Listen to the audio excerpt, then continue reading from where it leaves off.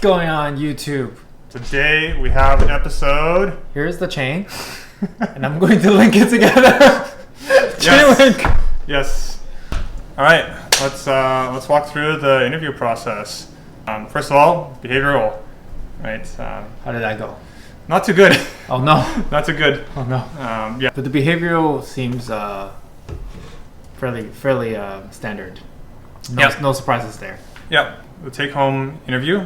You'll be given a diagram of the evolution of the Chainlink architecture. So as this high-quality graphic explains, we'll have like an oracle, we'll have a contract that will make requests. So this is like the top half's like off-chain, bottom half's on-chain. And here, this box represents a Chainlink node, and this will like make a request to an outside API. And then they evolved it, trying to reduce gas costs. So they had a version 2, they had a version 3, and then now they have a version 4, which has lots of moving parts.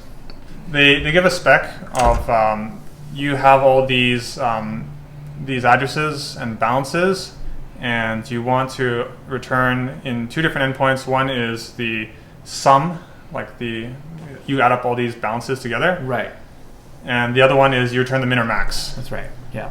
And doing the sum is like all fine and dandy.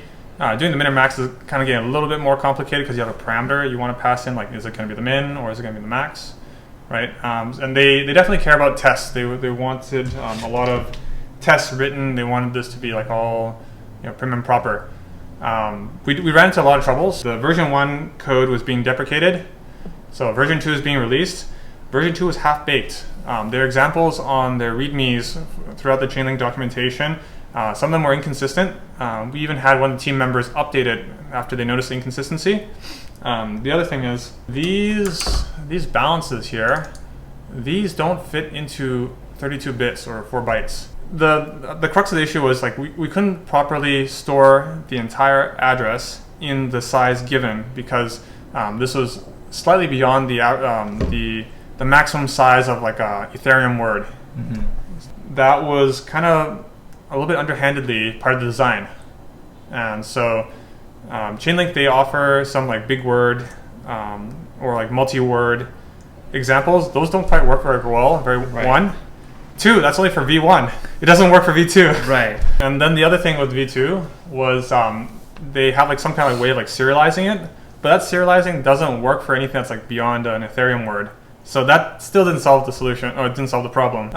So we have some examples of like what our code looked like for writing the external adapter. There's also the JavaScript code that we'll kind of skip over. It's pretty boring.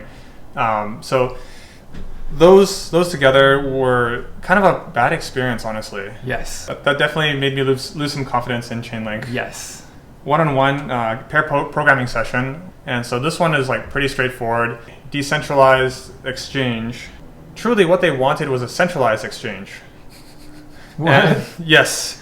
And centralized, decentralized, that's a very different architecture. Mm-hmm. So if you want, you guys should look this up. They have a stock exchange system designs that will give you a kind of hints on what you want to build potentially. Yeah, I was looking upon them like more highly before than after.